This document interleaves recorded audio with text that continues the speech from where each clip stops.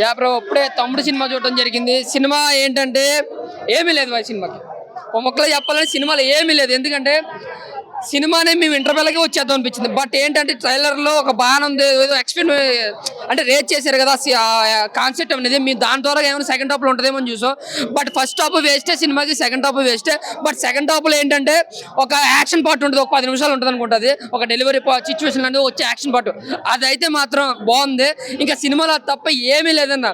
అంటే ఎప్పుడో పాతకాలం పద్ధతి పచ్చడి బాగా రుద్ది రుద్ది రుద్ది జనం మీద పెట్టినట్టు అనిపించింది.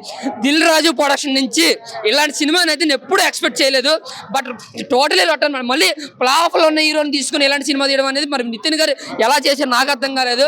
బట్ స్టోరీ చెప్పినప్పుడు ఇదే చెప్పారా, లేకపోతే ఇంకో స్టోరీ చెప్పి ఈ సినిమా తీసారో తెలియదు. కానీ వేణు శ్రీరామ్ గారి డైరెక్షన్ అయితే అసలు బాగాలేదు సినిమాకి. ఒక అంటే ఎమోషన్ ఉంది, ఒక యాక్షన్ ఉంది సినిమాలో. బట్ సరిగ్గా ప్రజెంట్ చేసే విధానం అయితే బాగాలేదన్న. అంటే ఐకాన్ స్టార్తో ప్రాజెక్ట్ రిజెక్ట్ అవ్వడం వల్ల ఏదో కంగారులో తీసినట్టు అనిపించింది సినిమాని.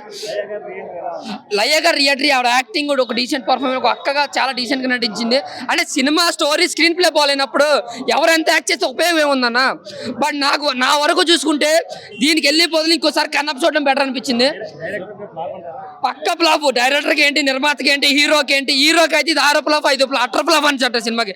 నాకు తెలిసి ఇంక 1 వీక్ కూడా మళ్ళీ అంటే ఏ కన్నప్ప తీసి ఈ సినిమాని వేసారో మళ్ళీ ఇదే సినిమాని తీసి కన్నప్పని వేస్తారనమాట.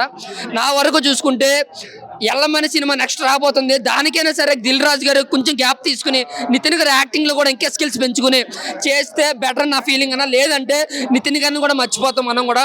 ఎందుకంటే స్టోరీ సెలక్షన్ అసలు బాగుంటుంది ఆయన ఈ మధ్యన వచ్చిన కాలంలో. నాకు తెలిసి రామిని బుట్టి ఎలా ఉందో దానికన్నా 10 రెట్లు ఎక్కువ ఉంది సినిమా. ఏమీ లేదు సినిమా, అంతే. ఓవరాల్గా ఒక బోరింగ్ సినిమా, ఫ్లాప్ సినిమా. ఎవరు రాకండి, టైం వేస్ట్, డబ్బులు బొక్క. Thank you.